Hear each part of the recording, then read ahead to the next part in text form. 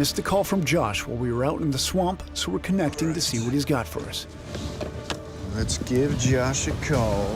Hey, Josh. Hey, Josh. How are my two swamp rats doing? Damp. Sweaty. Sounds about right. Okay, so what's the update? How's it going? Good. We had a really good night. We got some interesting responses off of the game caller. And we also saw a large animal track that we Did a 3D scan of. Could be something. I'm not saying monster. I'm saying monster. but, you know, we got the rendering so we can compare it to the other Casts that exist. So on the off chance that it's not a monster, any other ideas on what it might be? Dana said that there's a theory that there was a circus train derailment that happened in the early 20th century where a bunch of primates were released. Which sounds far-fetched, but it's not totally unprecedented. For example, there's a troop of vervet monkeys that live in Florida now that escaped from a roadside zoo back in the 1940s. All right, well, definitely something worth looking into then. Yes. I do want to follow through with this possible primate theory, so I set up a meeting with Margaret Beeler. She's a professor over at Tulane, and she specializes in the study of primates. Maybe she could tell us if it's man, monkey, or other. That sounds great, and I'll keep doing some digging on this end, see if there's anything else I can dig up on an animal escape. And you know, Jess, one thing that you said that really stuck with me is this idea that maybe the Honey Island swamp monster could be related to the Rougarou legend, this Cajun werewolf story. I've done a little research, and there are some intriguing similarities here. Both of these stories come from the same area, and they have similar descriptions, right? Both tall, both hairy, and apparently both very stinky. Oh, I wonder if they're related to Phil then, because he's a stinky boy. It's not that bad, is it? Yeah, you are. I do think it's worth looking into whether there could be a connection between these legends. I've been reading up on the Rougarou, and I found a recent account from an eyewitness who claims to have had a terrifying encounter with this creature. His name is Roy Verrett, and Jess, I've arranged for you to meet him at a museum in the city. So go and talk to him, see if you can learn more about his encounter and more about the legend, while Phil goes and talks to the professor at Tulane. Perfect. Got it. Will do. All right, good luck. And hey, Phil, don't forget to shower. Right. On it. Bye, Josh. See ya. I'm meeting Roy at a paranormal museum in New Orleans to see if his report of the Rougarou has any ties to our search for the Honey Island swamp monster. Oh, and small side note, the museum is reportedly haunted. Hey, Roy. Hi, Jessica. How you doing? Hi, nice to meet you. Hi. So Josh told me you have quite the story to share. Oh, yes. You want to check it out? Yeah, absolutely.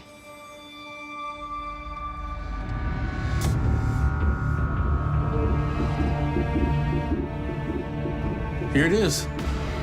The different images of what people think they've seen.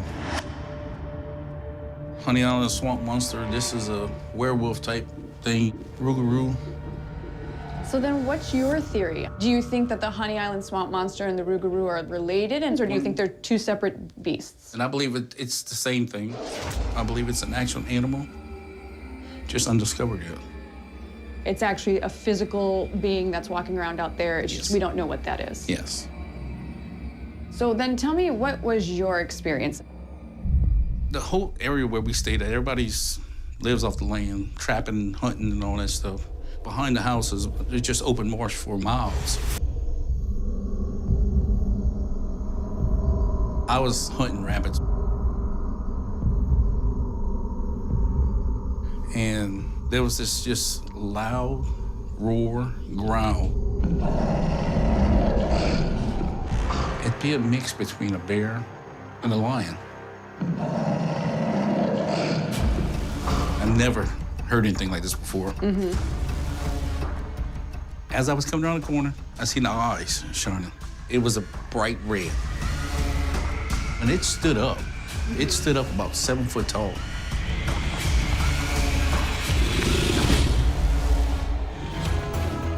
I didn't know whether to crawl out my skin. There was no way I was taking a chance, taking a shot at that. All I was gonna do is piss it off.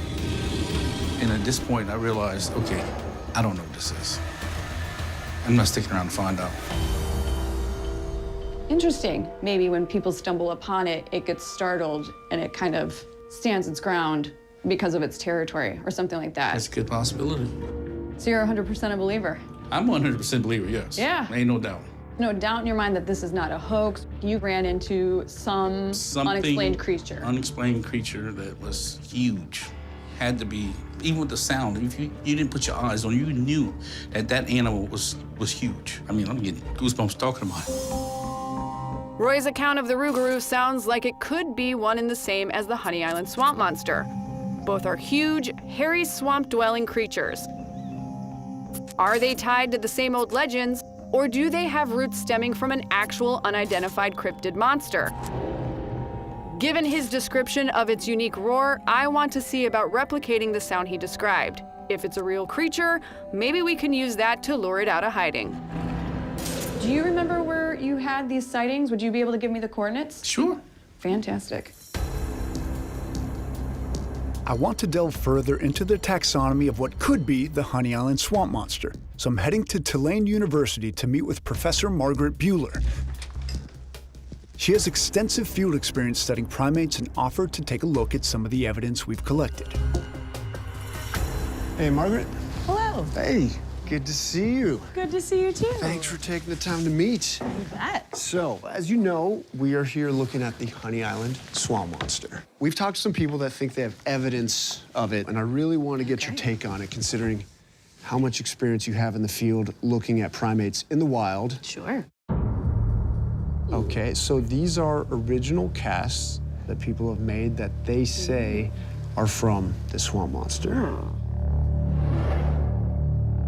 I'm noticing here kind of the deepest part of this footprint is along both edges. It does not seem to have an arch, which is something you'll see in things that are more adapted for bipedal movement. So it does look like this has claws, which is not a standard trait for a primate. My instincts would lean towards this being something more quadrupedal.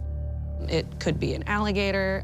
They do have 4 digits on their back feet and 5 on the front. I think we just need more samples to know for sure. So the majority of these traits that you're seeing in this, A, do not tell you that it's bipedal. They do not. And Does B, not seem to be. It's not quite indicating primate.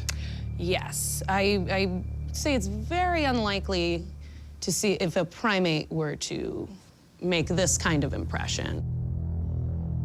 So let me show you footage from people who claim that they have seen this thing. This is taken back in the 70s, so the footage is a little grainy, but at one point you see something that is undeniably a little strange. So right here, we can definitely see bipedal motion. Looks like their upper limbs swinging back and forth. But the most likely bipedal primate that it would be a human, like you and I. Any other thing it could possibly be? Because one of the theories that is out here is some people say in the early 1900s there was a train crash and some circus animals escaped. Do you think it is possible that something could be surviving out here in the Louisiana swamps? I think primates, if released, could absolutely live in the swamps in Louisiana. Okay. It's kind of subtropical here. It doesn't get too cold. There's plenty of water, plenty of food. They could absolutely survive. After speaking with Margaret, it's clear that we're dealing with some conflicting information between the prints, video, and witness accounts. So I want to download with Jess.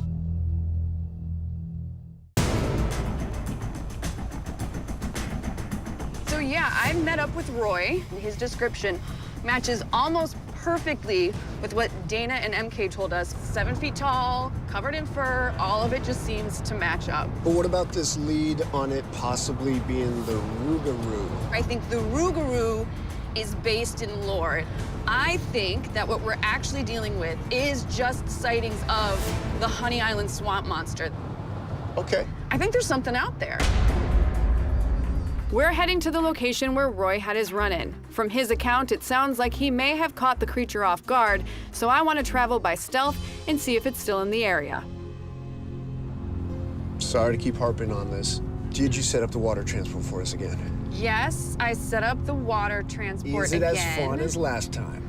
It is exactly what we need it to be, considering what we're trying to do. So, Okay, now I'm worried. you should be. I hope you haven't been skipping arm day. Huh. That's right, a rowboat. This is it. Well, we're not gonna be able to cover a lot of ground on this thing tonight. So that's true, but hear me out. This is the same type of boat that Roy was using when he ended up sneaking up on the monster. So I kind of just want to replicate that. Okay, so slow, but stealthy. I got thermal drone. Yeah. So we can at least survey a big area from the air. Okay, I brought out the game callers and I got the FLIRs so that anything that you see above, I can see from maybe the shoreline. Sounds good. Sweet. Okay. All right, let me get in here. Watch your step. Jesus, Philip! Come on! You know I'm in trouble when she uses my full name, Philip. God. Let's launch.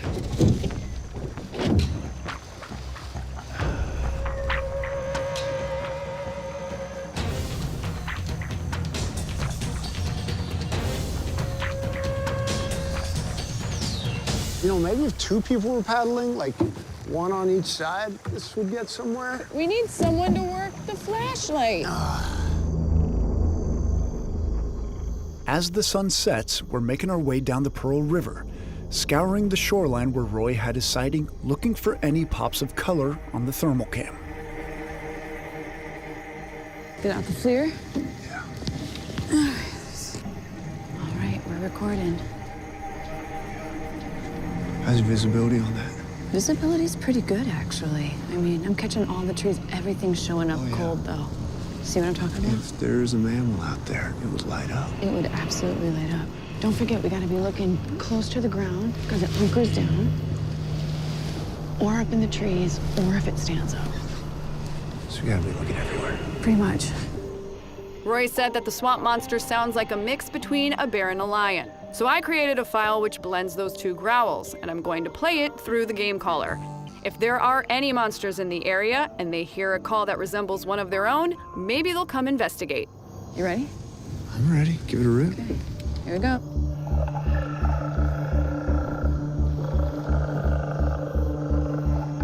That is a sound I would not want to hear if I were alone in these swamps.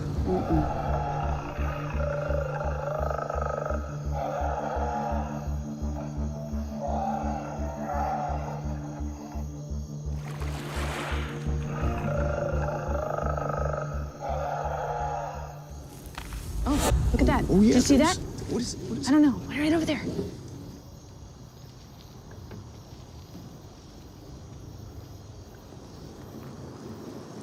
Shoot, I think we lost it. I feel like now's the perfect time to fly the thermal drone.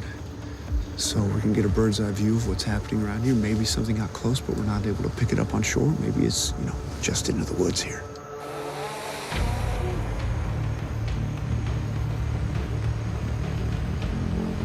All right, Jess, I'm up. Okay. There's the river right here. Okay. So the river's a little bit warmer, so we're looking for hot spots in this area. So what is the green? Just trees? Yeah, that's trees. Can you fly over that area that I got that hit? Heading in right now. See if I can pick it up again. All right, hang on, Jess. Whoa, whoa, whoa. Check this out. Oh, See right that? there? Yeah. Oh, it's moving. Oh, yeah. Wait, here's the river. So is that coming towards us? Oh, my God. Stories of the Rougarou date all the way back to medieval France, where it was called the loup-garou, French for werewolf. Settlers brought the story to Louisiana, where it blended with local lore to create a terrifying monster. A red-eyed, 7-foot-tall wolf with a distinctly awful smell. Now, there's huge variation on how you actually become a Rougarou. Some say Catholics who skip Lent for 7 years will turn into one.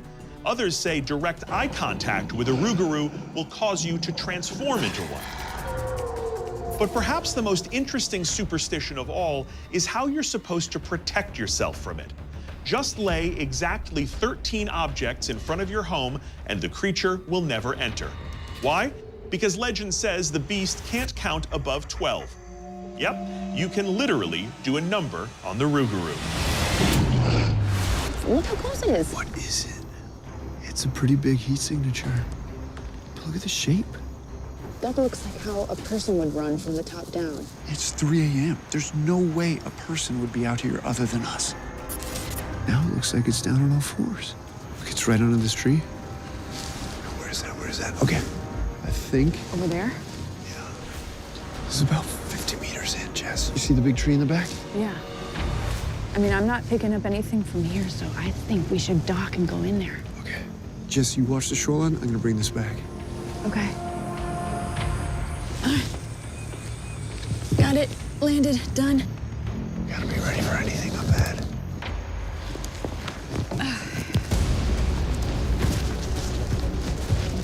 Let's go.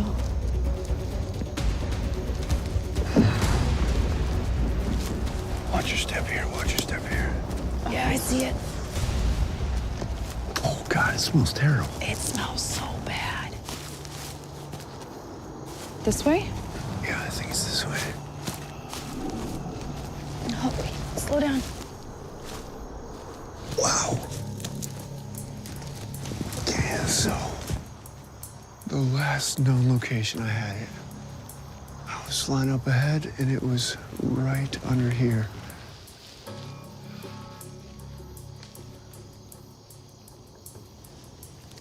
Hold it, just.